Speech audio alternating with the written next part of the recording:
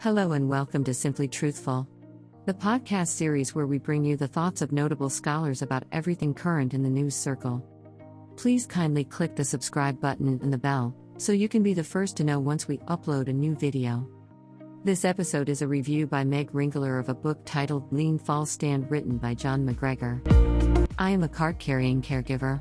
It says so in green block letters across a government-issued ID, giving me permission to enter marijuana dispensaries and buy the weed purported to help with my husband's Parkinson's symptoms. This card is more formality than necessity. He once tried low THC capsules, but the fact that his disease remains well controlled by pharmacologicals, alongside his aversion to taking more drugs than necessary, keeps him from partaking. Still, the card is there, naming me what I do not name myself. The Michael J. Fox Foundation calls people like me care partners, recognizing the relationship is neither one-directional nor one-sided. I rebel against both options, preferring wife or partner. Perhaps this is a form of denial, a will against his inevitable decline, a warding off of the day he will require my care. Perhaps these names simply feel superfluous. He was diagnosed before we met. Unlike many who promise in sickness and in health, our vows were not for a hypothetical future state. Wife and partner carried this heaviness from the start.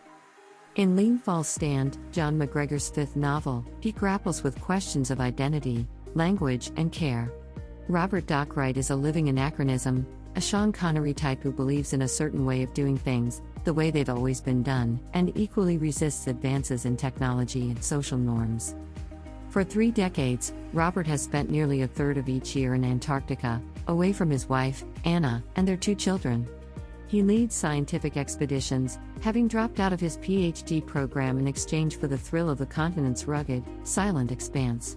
For 3 decades, Anna, a researcher and faculty member, has worried he wouldn't come home. The novel's second act opens with a call she has been dreading. It's Robert. "It's your husband. I'm sorry to wake you. We need you to come." Within hours, she boards a plane to a hospital in Santiago, Chile, where her husband is being treated after a near-fatal stroke. Within weeks, she is completing carer questionnaires, assessing her ability to provide home care. All the while, she wonders not just if she can do it, but if she wants to. Family was not part of her plan.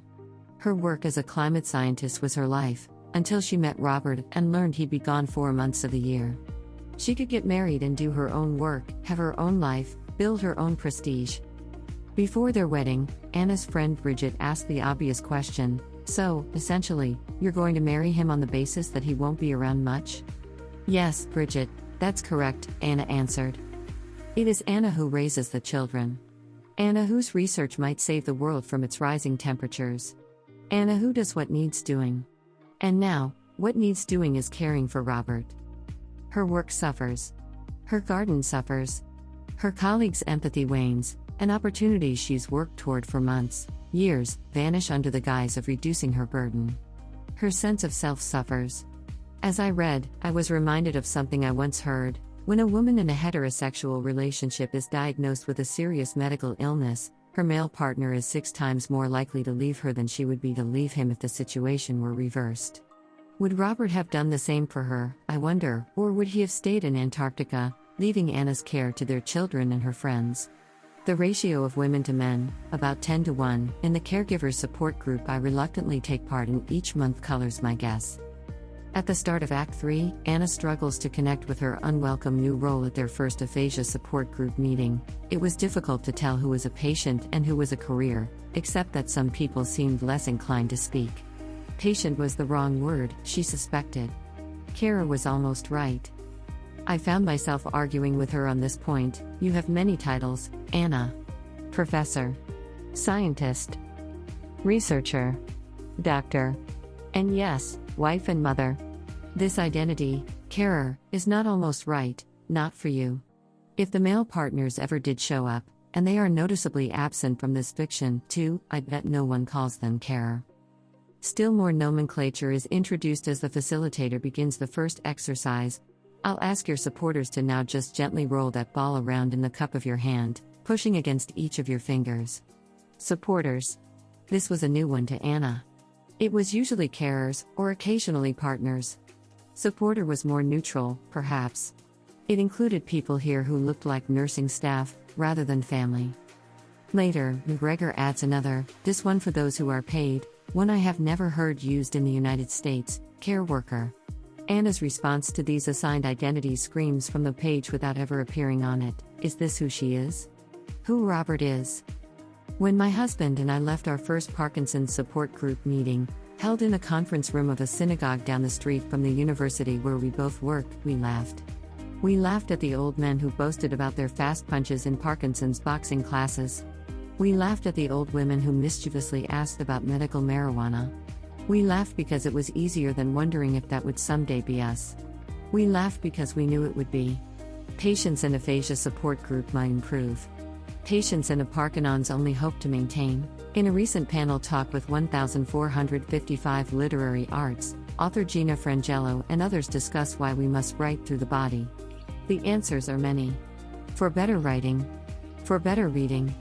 But also, as Frangello notes, writers are great at empathy, but sometimes we forget that the character has a body.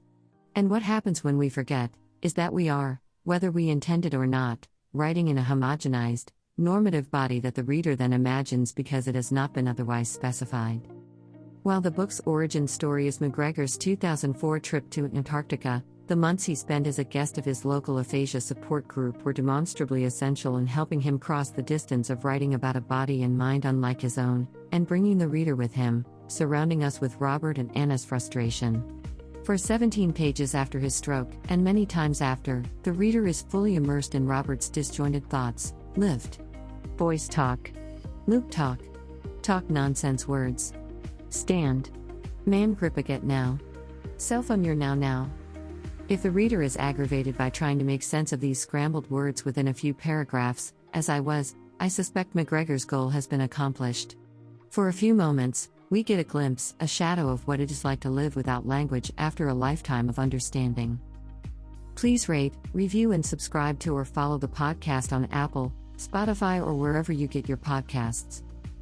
Thank you for listening.